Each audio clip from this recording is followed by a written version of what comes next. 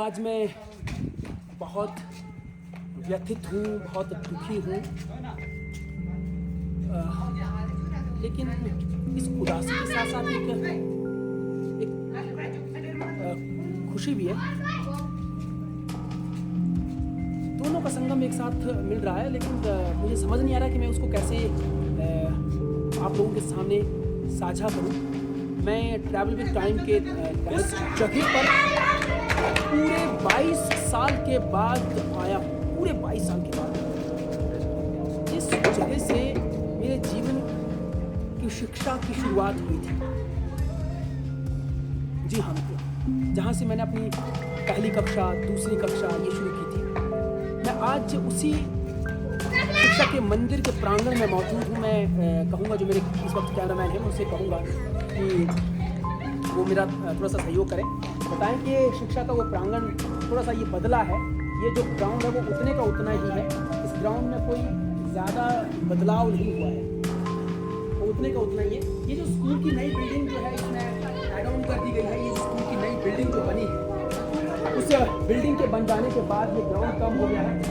यहाँ एक बहुत बड़ी चट्टान जैसी होती थी, ऊपर थोड़ी सी छत नुमा होती थी, और हम लोग दोपहर का भोजन इकट्ठे ही किया करते थे। और मुझे आज भी याद है कि मेरे साथ पुरुषोत्तम, जो मेरा छोटा भाई होता था, वो हुआ करता था, और वो भी घर से उस वक्त जो है वो साग का बहुत बढ़िया डिश बनती थी।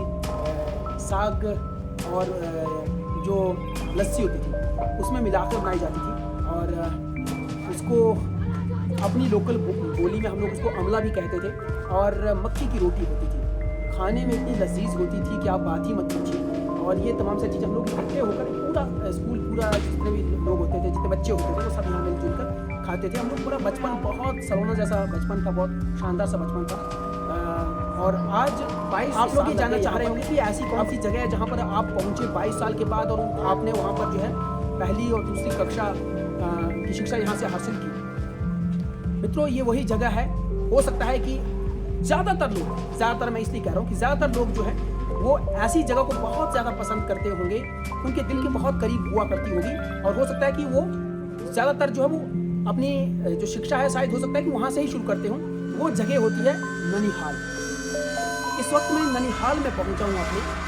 ये जो हमारी देवभूमि हिमाचल है, वीरभूमि हिमाचल का जो कांक्षी जिला चंबा है, चंबा का जो जनजातीय क्षेत्र है भरमौर में जो औरा फाटी एक पंचायत हुआ करती थी बहुत बड़ी, अब वो सल्ली पंचायत हो चुकी है। और सल्ली पंचायत का ये स्कूल है, और राजकीय प्राथमिक पाठशाला ही है आज भी, और उस वक्त भी यही थी, और यहीं पर मैं पढ़ाई करता था। और उसमें मैं यहाँ पर आज इस वजह से आया हूँ, और आने की बड़ी वजह ये हुई है कि मेरी जो मामी जी, वो आज इस दुनिया में नहीं रहे हैं। बहुत अनफॉर्चुनेट है, बहुत दुखदाई है। मैंने इसलिए कहा कि मुझे समझ नहीं आ रहा कि मैं कैसे, मतलब इस जगह में इतने टाइम के बाद मैं आया हूँ, और अब यहाँ पर आकर जो है मुझे मतलब बंद करने में भी, क्योंकि मैं यहाँ पर आया हूँ तो मैं चाह रहा था कि मैं पहले उसी जगह पर जाऊँ, क्योंकि पहले ही उस घर से पहले ही स्कूल आ जाता है, और शिक्षा का मंदिर है मेरा, और मैं यहीं से पला बड़ा, यहाँ से उठा और शिक्षा हासिल की। और उसी शिक्षा के बलबूते मैंने पूरा देश घूमा, इतने बड़े नेटवर्क में मैंने जॉब की।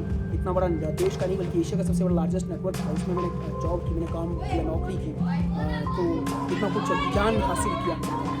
लेकिन शुरुआत मेरी इसी प्रांगण से, कि अपने आप में बहुत बड़ी बात है। लेकिन दुख मुझे इस बात का कि आज माध्यम क्या बना आने का यहाँ पर, क्योंकि मेरी मामी जी जो है वो अपनी इस दुनिया में नहीं, मेरे दिल के बहुत करीब थी। बस इसी के चलते जो मैं आज यहाँ पर पहुँचा नहीं, निश्चित तौर पर मैं वहीं पर जा रहा हूँ। कई मरतबा ऐसा होता है कि आदमी को ये बताने में बहुत ये मुश्किलें होती है, अल्फाज नहीं मिलते हैं कि वो कैसे वर्ण करें। लेकिन क्योंकि भगवत गीता में यही कहा गया है कि जो न हर्षति, न दृष्टि, न सोचती, न काक्षति, शुभाशुभ परित्यागी, भक्ति मान्य समाप्ति। भगवान श्री कृष्ण जी ने अर्जुन को गीता का उपदेश देते हुए यही कहा था कि हर परिस्थिति में जो समभाव रहता है वही भक्तों में मेरा भक्त है। इसलिए हम भी ऐसी ही परिस्थितियों में रहने की कोशिश करते हैं कि खुशी और गम, तमाम सारी चीज़ें इकट्ठे चलती हैं। लेकिन मुझे ये दोनों ही चीज़ें इस वक्त एक साथ यहाँ पर हासिल हुई हैं। इतने लंबे अरसे के बाद मैं यहाँ पर पहुँचा हूँ, उस बात का एक्साइटमेंट है, उस बात की खुशी है। लेकिन दूसरी तरफ मेरी मामी जी अब इस दुनिया में नहीं है, जो मैं उन्हें कभी नहीं देख पाऊँगा, ना कभी उन्हें अब दोबारा मिल पाऊँगा। तो ये बहुत बड़ा दुख, बड़ा सदमा मेरे को है। मैं एक बात और दिखाना चाहता हूँ, थोड़ा सा मैंने कैमरामैन कहूँगा, यहाँ से आप ये चीज़ और देखें कि यहाँ से अगर आप ये देखें तो ये देखें, ये कितनी दूरस्थ क्षेत्र था। ये वो जो नीचे देख पा रहे हैं नेशनल हाईवे 154A है, जो कि पठानकोट को चंबा और चंबा को भरमौर से जोड़ता है। ये जो देख पा रहे हैं आप, ये देखिए, ये जो सामने जो देख पा रहे हैं, ये इसको लूणा पुल कहते हैं और ये लूणा पुल है। ये नेशनल हाईवे 154A है जो भरमौर जा रहा है मित्रों, ये देखिए। और अब ये देखिए आप 5 स्टेप अगर पीछे जाते हैं तो ये इतनी दूर है। आज तो यहाँ पर गाड़ी पहुँच जा रही है और पूरे 22 साल के बाद मैं पहली बार यहाँ गाड़ी से पहुँचा हूँ। अदरवाइज आप लोग देखिए कि ये डिस्टेंस कितना है, कम से कम 8 किलोमीटर। 8 किलोमीटर का तो होगा ही, कम से कम 8 किलोमीटर का ये सफ़र। और लोग पहले इसी सफ़र को पैदल आया जाया करते थे। राशन, तमाम सारी चीज़ें, जो जितनी भी एसेंशियल्स जो चीज़ें थी, वो सब की सब जो है वो घोड़े खच्चरों पे या फिर लोग खुद अपनी पीठ पर लाद कर यहाँ तक पहुँचाते थे। जो कि मैंने आपको बताया यहाँ से, ये जो लूणा पुल है, यहाँ से इस पुल को क्रॉस करते थे। अब तो नया पुल बन गया, गाड़ियाँ यहाँ तक पहुँच पा रही हैं। बहुत डेवलपमेंट हम लोगों ने कर ली, बहुत विकास हम लोगों ने कर लिया है। और साथ ही साथ सामने ये देखिए, ये छतराड़ी परगना है और इसी छतराड़ी परगना में जो है माँ भगवती शिव शक्ति जी साक्षात यहाँ पर रहती है।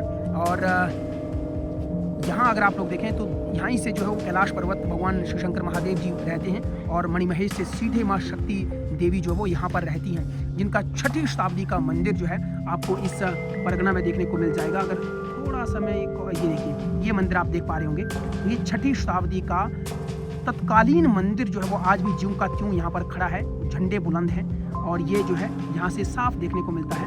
और साथ ही साथ यहाँ से आप जो है वो बहुत सारे इन इलाकों को भी देख सकते हैं। ये देखिए, ये रावी नदी जो है वो, जो रावी नदी साएं साएं करते जो वो यहाँ से बह रही है। रावी नदी को देखिए, कल कल करती यूँ बहती हुई जो वो पंजाब से होते हुए पाकिस्तान पहुँचती है। बेहद खूबसूरत रमणीय नज़ारा जो है यहाँ से इन इलाकों का दिखता है। ये अलग अलग देखिए गगनचुंबी पहाड़ और बर्फ से लगता है, बहुत प्यारे भी लगते हैं बहुत। ये इस वक्त दुविधा में हूँ क्योंकि 2 चीज़ें मेरे मन मस्तिष्क में चल रही हैं, लेकिन क्योंकि एक पेशा भी है, एक चीज़ भी है, जो मैं इतनी दूर पहुँचा हूँ, इतनी अपनी इस खूबसूरत ननिहाल को मैं आपको ना दिखा पाऊँ, इसके दर्शन ना करवा पाऊँ, तो ये भी सही नहीं रहेगा। और साथ ही साथ क्योंकि मैं व्यथित हूँ, उदासी में हूँ, उदासी के माहौल में हूँ, तो वो भी दोनों ही चीज़ें मेरे मन मस्तिष्क में चल रही हैं। लेकिन फिर भी ये दोनों चीज़ें क्योंकि साथ ही जो है वो चलती रहेंगी ज़िंदगी में, तो ये चीज़ें आप देख सकते हैं। ये एक और मैं अच्छी बात बता देता हूँ आप लोगों को कि ये नीचे जो है वो मेरी माँ जी का ननिहाल है। ये नीचे जो है ये मेरी माँ जी का ननिहाल है और ये मेरा ननिहाल है जहाँ मैं इस वक्त पहुँचा हूँ। ये मेरा स्कूल है और इसी स्कूल में मैंने पढ़ाई की अपनी पहली और दूसरी कक्षा की। और इसी तरह के जो बच्चे अभी इस वक्त आप लोग देख पा रहे हैं, इन बच्चों के तरह ही हम लोग भी यहाँ पर एंजॉय किया करते थे, खेला कूदा करते थे। और आज वक्त बदल रहा है, दौर बदल गया है और बदलते दौर के साथ अब दुनिया भी बदल रही है और हमें भी बदलना ही पड़ेगा। तो ट्रैवल विद टाइम है मित्रों, आज इतना ही।